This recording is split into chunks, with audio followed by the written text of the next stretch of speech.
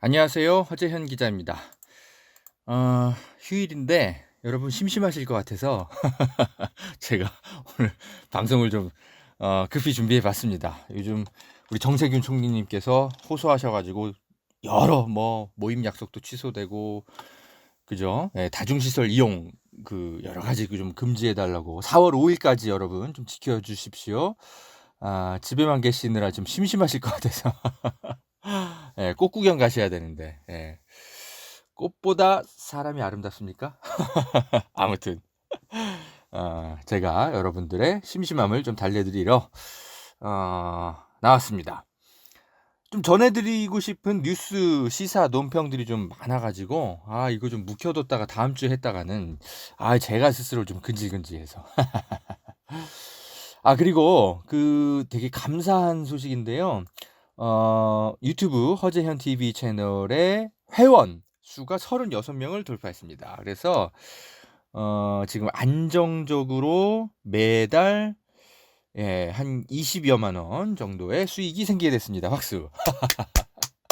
이게 지금 제가 그 고정 지출 비용이 한 30만 원 되거든요. 이게 편집 비용이 든다 그랬죠. 그래서 한 30만 원 정도가 들고 있는데 이렇게 안정적인 수익이 생기면 제가 뭐 유튜브에 광고가 붙건 말건 여러분 앞에 자주 나타날 수 있습니다.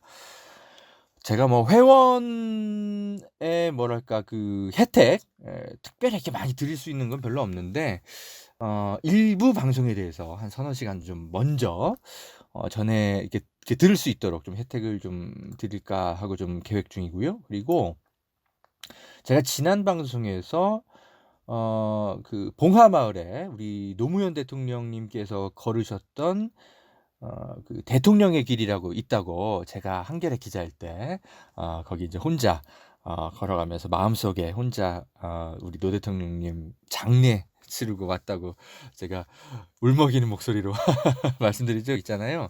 나중에 이제 좀 괜찮아지면 지금 이 시국이 좀 정리가 좀 되고 그러면 우리 회원분들하고 신청하시는 분들 몇몇 이렇게 모아가지고 우리 대통령님의 길 같이 한번 산책 한번 떠나는 그런 행사 같은 거 한번 준비해 보겠습니다. 우리 리포액트의 고문 이사이신 명진 스님까지 제가 좀 모셔가지고 같이 산책 한번 해볼까요? 어떻습니까?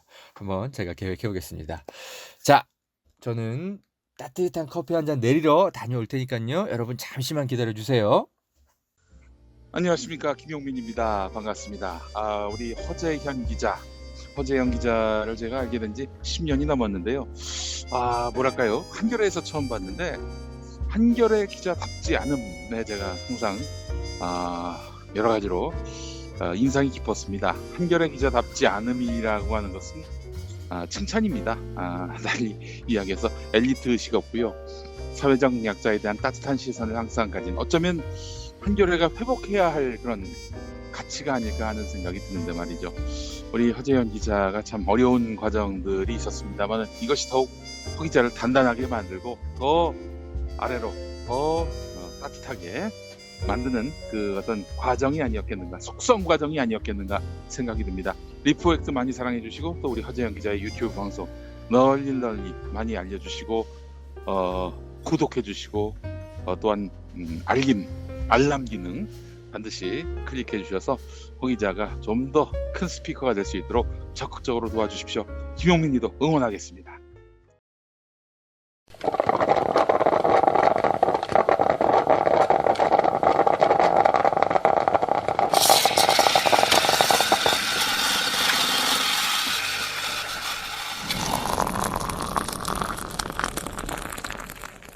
네, 허재현 기자의 시사 바리스타 오늘 백브리핑으로 함께 하겠습니다. 뉴스 백브리핑입니다. 오늘 처음으로 좀 백브리핑에서 다뤄볼 뉴스는 김종인 전 더불어민주당 비상대책위원회 대표의 회고록이 나왔는데 이것과 관련한 좀 얘기를 좀 드릴게요. 25일에 회고록이 이제 출간이 된다 그러는데 언론에서 이제 미리 입수해서 이것저것 좀 살펴봐가지고 기사가 좀 나오고 있어요. 그런데 이제 문재인 대통령과 관련한 얘기가 좀 실려 있더라고요. 그런데 모르겠습니다. 이 할아버지께서 좀 아직까지도 좀 뭐가 그렇게 할 말이 많으신지 좀 부적절해 보이는 대목들이 좀 있어요. 언론이 이렇게 강조해서 보도하더라고요. 김종인 문 대통령 비례대표 해달라더니 논란이 되자 입 닫아서 모멸감을 느꼈다. 그렇군요. 예. 예전에 과거 총선 때 이 김종인 씨가 비례대표 2번에 배치됐어요. 그래서 본인이 비대위 대표인데 뭐랄까 뭐 셀프 공천 아니냐 이러면서 좀 비난이 굉장히 많았죠. 그래서 이제 자신이 마치 이렇게 비례대표를 이렇게 앞순위로 요청한 것처럼 그렇게 이제 좀 이미지가 그렇게 비쳐서 사람들이 많이 비난하고 그랬죠. 뭐랄까 좀 이렇게 좀 유명 인사라든지 어떤 비상대책위원회의 어떤 책임자를 맡고 있으면 좀 뭐 상징적인 의미로 한 비례대표 순위 한 12번이라든지 그 정도로 이렇게 맡았으면 그러면 이제 김종인 대표가 국회에 보내기 위해서라도 그런 분들은 열심히 찍겠죠. 12번까지 당선돼야 되니까. 그런데 그냥 1번은 너무 겸연쩍고 그래서 나는 무조건 국회 가겠다. 2번 달라. 뭐 이렇게 이제 비치니까 사람들이 굉장히 그때 말들이 많았었죠. 그럴 때 이제 문재인 대통령이 당시에는 이제 대통령이 아니고 이제 후보 이제 경남 양산에 이제 좀 이제 가서 이제 좀 쉬고 계셨죠. 예전에 비상대책위 맡고 계시다가 문재인 의원이 그래서 이제 아무것도 안 하니까 내가 너무 모멸감을 느꼈다. 그런 얘기를 하네요. 문재인 의원에 대해서 이제 김종인 대표가 이렇게 밝혔습니다. 먼저 문재인 전 비상대책위 대표가 밤늦게 찾아와가지고 자신한테 집으로 이제 밤늦게 찾아와서 위기에 빠진 당을 구해달라 이렇게 부탁을 했대요. 그러면서 문재인 의원이 김종인 전 대표한테 이제 비례대표를 하시면서 당을 계속 맡아달라 이렇게 얘기를 했는데 그렇게 셀프 공천 논란이 벌어지니까 나 몰라라 입을 닫은 채 은근히 그 사태를 즐기는 태도를 취했다. 애초에 정치인의 말을 온전히 믿진 않았지만 들어오고 나갈 때의 태도가 다르다더니 인간적인 배신감마저 느꼈다. 이런 건 정치 도의를 떠나 기본적인 인성의 문제다. 나에게 셀프 공천 모욕이라니 물에 빠진 사람 살려줬더니 보따리 내놓는 정도가 아니라 숫제 파렴치범 취급하는 모양이 아닌가 라고도 했다 이렇게 써있는데 근데 팩트체크 여러분 이분이 나이가 드셔서 좀 이렇게 기억력이 오락가락하시나 이 셀프 공천 논란은 문재인 전 대표가 일으킨 게 아니에요. 단 한마디도 뭐 그런 식으로 얘기하지 않았죠. 그런데 셀프 공천 모욕을 마치 문재인 전 대표가 준 것처럼 그렇게 말을 하면 어떡합니까? 그리고 제가 당시에 기사를 살펴봤어요. 문재인 전 대표가 물론 김종인 씨에게 이렇게 셀프 공천이 논란이 일었을 때 뭔가 이렇게 언급한 건 별로 없어 보이긴 하더라고요. 그런데 가만히 있지는 않았어요. 예, 보니까 문재인 그 전 대표가 양산에 머물고 있다가 이 셀프 공천 논란이 일고 김종인 씨가 나 못하겠다 뭐 어쩌고저쩌고 막 이러니까 양산에 있다가 급히 서울로 상경해가지고 김종인 대표 마음 달래기에 나섰습니다. 만났어요. 만나가지고 여러 노력도 하고 또 당시 그 비상대책위원회 일부 비대위원들 아마 표창원 의원이나 이런 분들 아마 그 당시에 갔던 것 같은데 제가 기억하기에 김종인 대표 집 찾아가가지고 막 석고대죄하고 막 그런 일도 있었습니다. 뭐 언제 그냥 가만히 내버려 뒀다는 거예요. 글쎄요. 본인에게 이제 섭섭했던 것만 좀 크게 기억날 수는 있겠지만 그래도 정치인의 회고록인데 이런 식으로 쓰면 됩니까? 이러면은 김종인 전 대표에게 일말에 좀 감사함과 호감을 가졌던 민주당원들이 김종인 전 대표에게 좋은 기억을 마지막으로 가질 수 있을까요? 그런 생각이 듭니다. 그리고 제가 이건 그냥 추측인데 문재인 전 대표가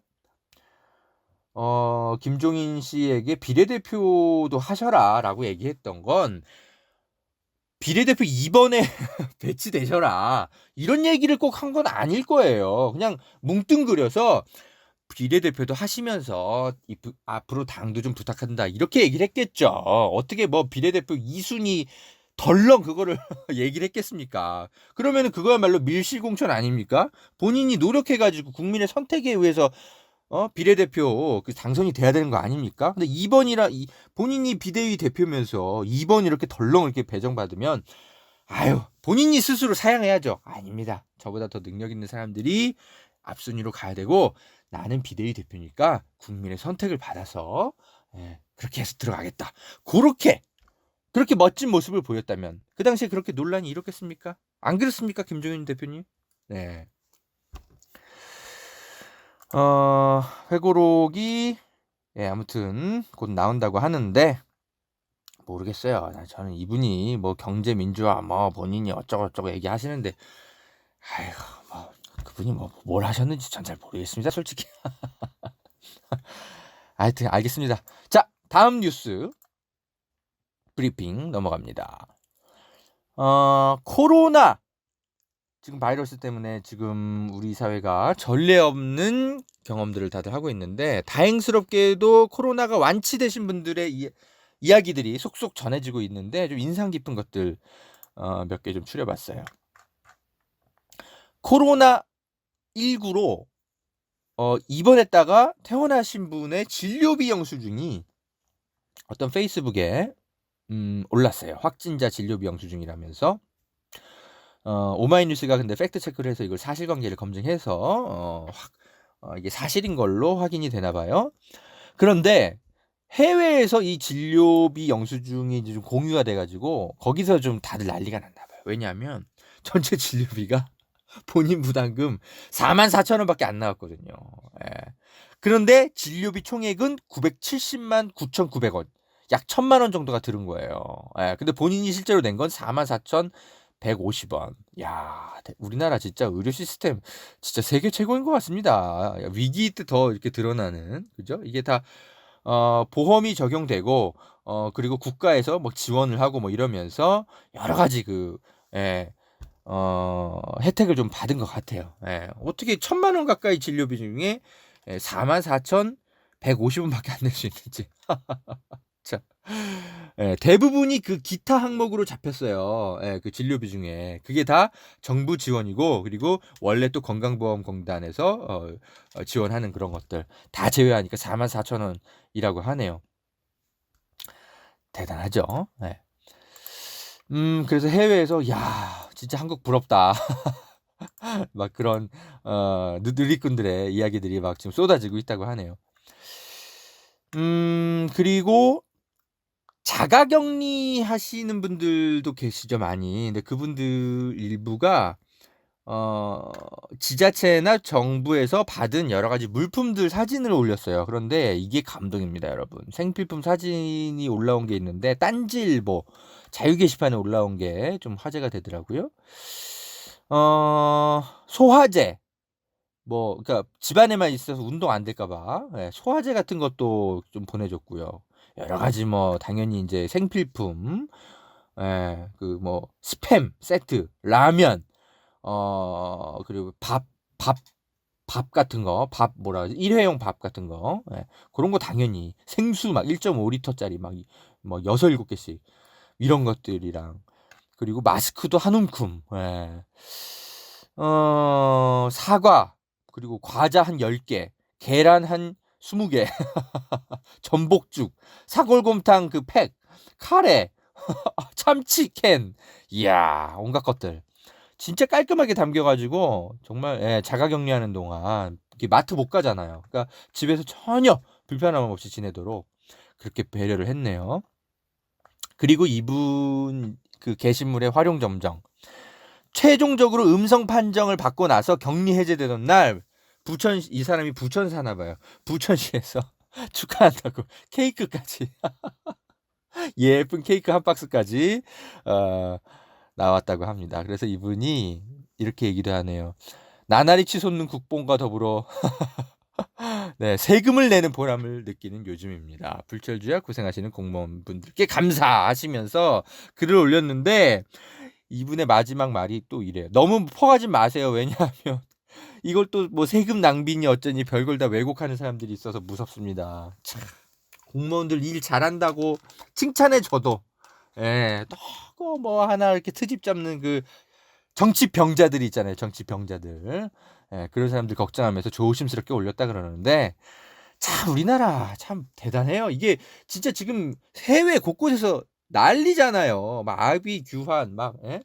미국에 사는 교포들은 지금 막 총알 그 총 집에 총 있잖아요. 총에 탄환 그 채워 넣느라고 지금 바쁘대요. 무슨 일 생길까 봐. 근데 우리나라는 지자체에서 예, 이렇게 코로나 다 나았다고 케이크 보내주고 정말 박수. 우리나라 좋은 나라. 아 정말 네. 저 진짜 갈수록 진짜 나이가 먹어갈수록 그런지 우리나라가 좋은 것 같아요. 외국 뭐 예전엔 이민의 꿈도 좀 있긴 했는데 그런 거 갈수록 사라지는 것 같은데요. 여러분은 어떻습니까? 네. 진짜 좋은 나라인 것 같습니다. 다만 좋은 정치와 제도가 반드시 뒷받침이 돼야만 좋은 나라인 겁니다, 여러분. 그래서 총선 때 투표 잘 하시고요. 자, 좋은 훈훈한 소식 전해드렸다면 이번엔 조금 화가 나는 소식 같이 한번 백브리핑 해볼까요? 대구시장, 권영진 대구시장이 진짜 어처구니 없는 얘기들을 계속 하고 있습니다. 하하, 참. 이분이 말이죠. 언론에 인터뷰를 한 것들이 좀 있는데, 봅시다. 대구시장이 이렇게 말했네요. 세계가 대구 코로나 대응 방식에 주목하고 있다. 예. 그러면서 또 동시에 코로나의 의료 시스템이 무력화됐다. 종결 후에 백서 만드는 거 검토하고 제도 개선하겠다. 예. 그러니까 이게 뭔 소리냐면 이 좀 두 개의 얘기가 좀 충돌하고 있죠. 그러니까 모든 공은 자기 거고 잘못된 게 있다면 다 제도 탓이다. 권영진 대구시장이 속마음을 이렇게 인터뷰했네요. 예끼 이 사람아 진짜. 아니 진짜 정치인들이 이렇게 뻔뻔해도 됩니까? 세계가 대구 코로나 대응 방식에 주목했다고요? 아니죠. 그게 아니라 세계가 한국을 주목한 건데 그 중에서도 대구에서 가장 광범위한 규모의 감염자가 나오니까 해외 외신들이 대구로 취재를 간 것이 그냥 그게 팩트인 거죠. 어딜 감히 세계가 대구를 주목한다고 말합니까? 그렇게 말을 하려면 대구시만이 가지고 있는 독특한 방역 시스템을 세계가 주목했다면 그러면 세계가 대구를 주목했다고 볼 수 있는 거죠. 그건 아니잖아요. 그냥 대구에서 벌어진 여럿이 방역 시스템은 우리나라의 방역 시스템인 겁니다. 그나마 권영진 대구시장은 우리 사회가 가지고 있는 그 방역 시스템, 그 고유의 권한, 시장의 권한도 제대로 활용을 제때 안 해가지고 신천지 신도들 그 감염 확산시키고 지역사회에 막 전파시키고 다니는데 하나도 막지도 못하고 본인은 오히려 망신당해야 되죠. 에? 그런데 무슨 세계가 대구를 주목합니까? 이게 지금 제가 뭐 중국 편들 생각 조금도 없는데 괘씸해 죽겠는데 저도 요즘 중국 우한 시장은 말이죠. 그나마 대구 시장보단 나아요. 왜 그런지 알아요? 차마 부끄러워서 세계가 우리 우한시의 대응을 주목하고 있다. 이런 얘기 안 하지 않습니까? 예? 적어도 이분은 예? 시민들 앞에 서가지고 정말 책임을 통감합니다. 부끄럽습니다. 예? 이렇게 기자회견 하는데 시진핑이 시켰거나 말거나 어쨌거나 아니 부끄러움을 알면 그런 얘기를 하면 안 되죠. 적어도 우한시장보단 좀 나아야 되지 않습니까? 우리가. 어딜 대구가 코로나 대응 방식에 주목해요. 대구는 코로나 대응 방식을 실패한 그런 도시잖아요. 대구시장은 진짜 우한시장만큼 최소한의 사과라도 좀 하세요. 본인의 무능력 때문에 온 국민이 지금 얼마나 큰 경제 피해를 감수하고 지금 이러고 있습니까? 화나죠, 여러분. 언론들이 말이죠. 뭐 대구시장이 이런 얘기하니까 뭐 옮겨 적는 건 좋은데 뭐 비판 코멘트를 꼭 좀 기사 말미에 좀 달아야 되는 거 아닙니까? 한국일보가 외국 보도를 좀 계속하고 있는 것들이 보여요. 3월 20일 날 급하게 올라온 속보인데 여러분도 아마 보셨을 거예요. 정부가 집단 감염 요양병원에 손해배상 청구를 검토하겠다. 이런 보도가 나왔어요. 그래서 제가 깜짝 놀라가지고 아니 지금 병원의 의사들이 얼마나 지금 노력하고 있는데 집단 감염 그 요양병원에서 그러면은 누가 여기서 일하려고 하겠어. 나 같아도 다 그만두겠다. 손해배상 당하느니 이런 생각이 번뜩 들더라고요. 그래서 이게 정부가 왜 이런 대책을 발표했지? 그러면서 기사를 이렇게 찬찬히 읽어보는데 이렇게 써 있는 거예요. 참나. 윤태호 중앙사고수습본부 방역총괄반장이 이렇게 밝혔습니다. 요양병원에 대한 행정명령의 실효성을 확보하기 위해 명령을 위반해 집단 감염이 발생할 경우 해당 기관에 대해서 손실보상 및 재정 지원을 제한하겠다. 그리고 추가 방역 조치에 대한 손해배상 청구까지 검토할 예정이다. 이렇게 밝혔어요. 그러니까 병원들이 지켜야 될 여러 가지 행정 지침, 외부인을 출입 제한시키고 간병인 마스크 착용시키고 방역관리자 지정하고 여러 가지 행정 명령과 행정 지도 이런 것들이 있는데 이거를 안 지키면 그래가지고 병원의 무책임으로 집단 감염이 발생할 경우에만 손해배상 청구하겠다는 거잖아요. 그러니까 집단 감염이 발생하는 요양병원에 대해서 무조건 손해배상 청구하겠다는 게 아니라 핵심이 이거잖아요. 행정명령을 위반했을 경우. 행정명령을 왜 위반해 병원들이 무책임하게. 그건 병원 관리자의 책임인 거죠. 그런 것까지 어떻게 세금을 들여가지고 다 보전해 줍니까? 당연한 거 아니에요? 그런데 한국일보는 속보에서 행정명령 위반할 경우 라는 제목에 이건 쏙 빠져요. 그냥 집단 감염 요양병원들의 손해배상 청구 검토하겠다. 야, 이렇게 보도하면 어떡합니까? 이러면은 일선 현장에 있는 그 의료진들이 제대로 일을 할 수 있겠습니까? 이건 의료 현장에서 혼란을 부추기고 있는 거죠. 언론이. 이래도 됩니까? 지금 한국일보가 문제인 게 얼마 전에 그 홍해결 의사의 그 팩트 검증 안 된 무슨 FDA 진단 키트 우리나라 거 막 무시하고 막 이랬다는 그 확인되지 않은 소문.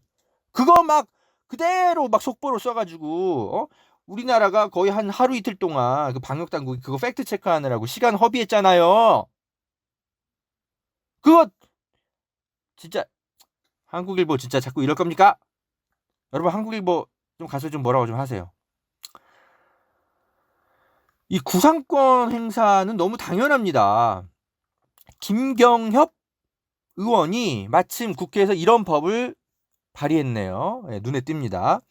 지방자치단체의 집회 제한이나 금지 조치에도 불구하고 집회를 강행해서 감염병이 확산되면 치료와 방역 등에 지출된 비용에 어떤 그 구상권을 행사할 수 있도록 전염병 관련 그 법을 개정안을 지금 현재 발의한 상태입니다. 이번 국회에서 과연 통과가 될 수 있을지 모르겠어요. 당연한 거 아닙니까? 지금 막 교회나 막 이런 데에서 막 계속 막 확진자 막 또 나오잖아요. 그렇게 당부를 했는데 그 목사님들이 그 치료비 돼야 되는 거 아닙니까? 그걸 왜 우리 국민 세금으로 자꾸 이렇게 보전해 줘야 돼요? 아까 치료비 영수증 보셨죠? 1,000만 원 가까이 나오잖아요. 그거를 다 우리 국민 세금으로 좀 메우고 있다고요. 이 목사님들의 그럼 바보 같은 행동들 때문에 집회하지 말라 그러는데 계속 집회 강행해가지고 그걸 왜 1,000만 원씩 1인당 우리가 그걸 계속 보전해 줘야 돼요. 이 목사님들의 이 사리사욕 때문에. 그죠? 당연히 구상권 청구해야 되는 거 아닙니까? 김경협 의원이 감염병 확산 저지를 위해 고통을 감내하고 있는 국민들 입장에서 집단 이익을 위해 대한민국 공동체를 파괴하는 행위는 묵과할 수 없다 하면서 제도 개선이 필요하다. 이렇게 전염병 관련 법안 발의했다는 거 통과가 좀 돼야 될 텐데 잘 모르겠네요. 근데 자, 여러분 커피 한 잔 드시고 계십니까? 저는 다시 커피물 좀 내리고 오겠습니다. 조금 쉬십시오, 여러분.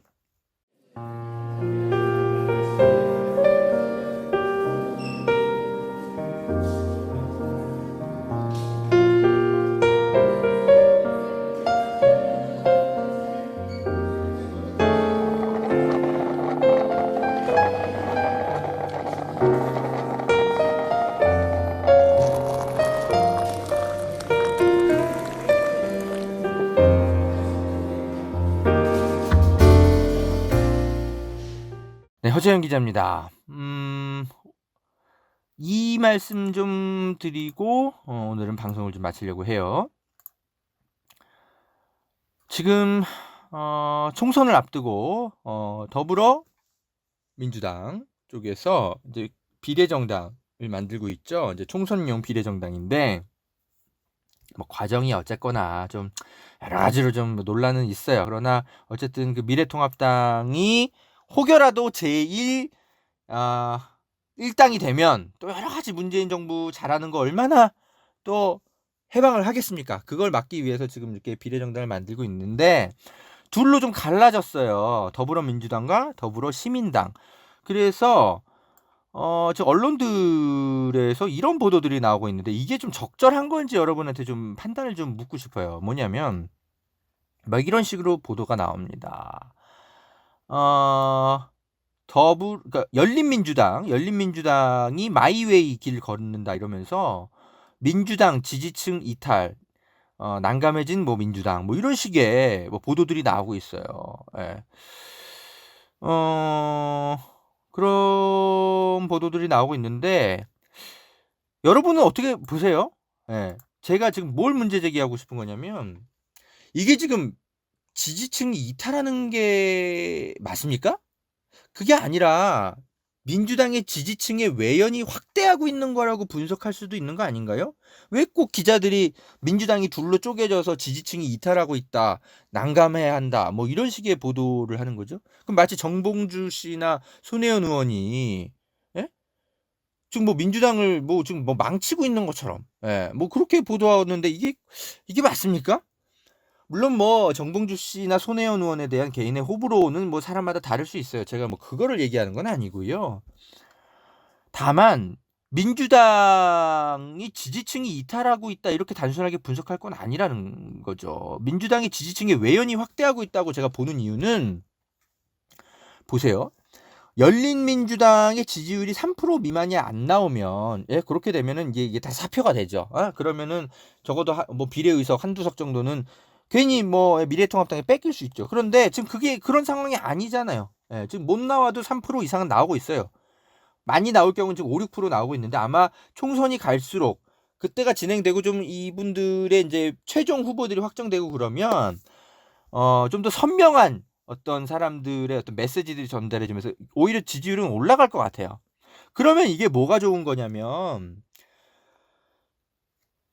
더불어민주당 그리고 더불어시민당이 품지 못하는 어떤 그 정치적 가치 같은 것들을 지금 열린민주당이 조금 이런 것들을 좀 선명하게 이야기하는 정치인들이 좀 여기에 속속 좀 결합하고 있거든요. 그러면 민주당을 지지하기가 조금 이렇게 좀 뭐랄까 조금 마음이 좀 왔다 갔다 하시는 분들은 이분들을 보고서 투표를 할 수 있죠. 그래서 외연이 확장된다 얘기를 하는 겁니다. 그게 예를 들어 허재한 기자가 지금 그런 상황인 걸로 저는 보고 있거든요. 왜냐? 저는 민주당을 온전히 지지하기는 어려운 어떤 위치에 있는 기자죠. 저는 계속 말씀드립니다만 저는 굉장히 생각이 좀 진보적이에요. 저는 뭐 의식적인 사회주의자에 가깝습니다. 조국 전 법무장관이 청문회 때 밝힌 것과 비슷해요. 저는 미국의 그 샌더스 대통령 후보 있잖아요. 비슷한 철학을 가지고 사는 사람입니다. 생활 철학이. 기본적으로 우리 사회를 바라보는 생각이 그렇기 때문에 기본적으로 보수 정당인 민주당, 합리적 보수 정당이죠. 민주당과는 제가 좀 어울리기가 좀 여러 가지로 좋은 점도 있지만 제가 온전히 민주당을 뭐 당원처럼 이렇게 흡수되기는 어려운 사람입니다. 저는 어쨌거나 그러니까 민주당을 비판적으로 또는 우호적으로 바라보는 주변부 이웃 같은 사람이 이제 저라는 사람인데 제가 그런데 여러분 김성애 그 싱크와이 대표 손혜원 의원의 전 보좌관이죠. 이분이 열린민주당 그 공천에 이제 그 경선에 참여한다는 소식을 듣고 이분만큼은 진짜 훌륭한 사람이니까 비례 후보로 꼭 제가 만들고 싶어서 제가 열린민주당 그 선거인단 참여하자고 호속을 올리지 않았습니까? 그리고 이명박 정부 때 그 4대강 그 비리 그 문제들 다 파헤치기 위해서 진짜 몸을 던져서 움직인 사람 한 분 계세요. 김진애 전 의원. 진짜 저는 이분 개인적으로 지켜볼 기회가 여러 차례 있었습니다. 진짜 이분은 진짜예요. 진짜 뭐랄까 진짜라는 말밖에 안 떠올라요. 뭔 소리냐면 국회의원이 이래야 돼요. 예. 이분은 진짜 가짜인 게 하나도 없는 사람이에요. 예. 이런 사람은 국회에 진짜 다시 가야 됩니다. 예. 그리고 또 누구야? 최강욱 전 비서관이라든지 그리고 저희 한겨레 선배 있잖아요. 김의겸 선배, 김의겸 기자, 전 청와대 대변인 이런 분들 진짜 훌륭하신 분들이거든요. 그래서 어떻게 보면 저랑 약간 성향이 다 맞는 사람들이에요. 예? 그나마 좀 민주당 안에서 좀 선명한 진보적 가치를 내세우시는 분들. 예. 그러니까 미국의 민주당 안에 샌더스가 들어가서 막 이렇게 대선 경선하듯이 그런 사람들이 조금은 열린민주당 쪽으로 좀 많이 지금 비례후보로 많이 나가시는 것 같아요. 그러면 저 같은 이제 민주당의 주변부 이웃은 그럼 나도 그냥 민주당에 한번 열린민주당에 표 한번 줘볼까 이런 생각을 하게 되는 거죠. 다른 당에 투표하지 않고. 그러니까 뭔 소리냐면 이게 바로 민주당의 지지층 외연 아닙니까? 예, 한번 여러분한테 물어보고 싶어요. 이건 저도 잘 모르겠어요. 여러분은 어떻게 생각하시는지. 윤호중 민주당 사무총장이 얼마 전에 이념과 성소수자 문제 등 이런 소모적 논쟁을 일으키는 어떤 그런 문제가 발생할 정당과는 어떤 비례 논의를 하기 어렵다. 이렇게 밝혔어요. 근데 저는 이거 뭐랄까 저 같은 민주당의 주변부 이웃들한테는 니네들이랑은 대화할 수가 없어. 넌 너무 이념이 강해. 뭐 이런 얘기하는 것처럼 들려서 마치 내가 배척당하는 이웃처럼 저는 느껴지거든요. 그러면 저는 제가 더불어시민당이나 이런 데 비례대표를 줄 수 있겠습니까? 예, 상실감이 느껴지는데 저는 굉장히 이념이 강한 사람이거든요. 그리고 성소수자 문제에 대해서는 굉장히 전향적인 생각을 갖고 있는 사람이고요. 그러니까는 그런 이제 저 같은 사람들이 민주당에 이제 표를 주기가 애매할 때, 고민이 많을 때 이런 열린민주당 같은 곳에 이제 선명한 어떤 진보적 가치를 실천하겠다 하는 의원들이 이렇게 나오면 저는 그럼 여기다 투표할 수 있는 거죠. 이게 바로 외연학대가 아닌가요? 여러분. 일단 제가 그렇기 때문에 한번 여러분에게 한번 질문해 보는 겁니다. 과연 이게 지지층 이탈, 뭐 민주당이 둘로 쪼개졌어, 뭐 선거에 악영향, 뭐 이렇게 볼 거인가요? 잘 모르겠는데 저는. 그나마 제가 이제 민주당이 최근에 너무 뭐랄까 좀 국민을 감동시킨 적이 별로 없다고 해야 될까요? 예, 요즘 좀 그렇잖아요. 문재인 대통령을 보면 이 정부가 너무 잘해서 되게 막 응원하고 있는데 민주당만 바라보고 있으면 요즘은 별로 감동적인 어떤 정책이라든지 뭐 여러 가지 그런 것들을 제가 최근에 몇 개월 사이에 본 적이 없어요. 그래서 민주당의 지도부가 지금 조금 여러 가지 매너리즘에 빠져 있나 아니면 지도부가 여러 가지 좀 지도력에 전 좀 검토가 좀 필요해 보여요. 예, 총선 앞두고 예전에 그 문재인 의원이 당대표였을 때만큼의 어떤 감동 같은 게 별로 없어요. 예, 냉정하게 얘기하면. 그래서 민주당만 바라보고 총선을 치르기에는 저 같은 민주당의 이웃들은 조금은 좀 찜찜함이 있습니다. 그럴 때 열린민주당 같은 곳의 등장은 조금 대단히 반갑죠. 저는 개인적으로 그렇습니다, 여러분. 여러분 지금 총선 앞두고 너무 다들 좀 예민하셔가지고요. 제가 조금은 조심스럽습니다. 그런데 여러분 열린 태도를 가지고 우리가 토론하고 이야기를 하는 게 좋겠다는 생각입니다. 그래서 제 생각이 또 맞다는 것도 아니고요. 그냥 여러분들 생각을 한번 여쭈어 보는 겁니다. 저는 이렇게 생각하는데 여러분들은 어떻게 생각하십니까? 자, 예민한 선거철 너무 그 날카로운 말의 칼들은 삼가고 미래통합당만 빼고 우리 열린 태도로 대화하면 어떨까 합니다. 여러분 모두의 견해를 제가 존중하고 경청하겠습니다. 자, 오늘 시사바리스타 여기까지 하겠습니다. 정말 여러분 꼭 건강하셔야 됩니다.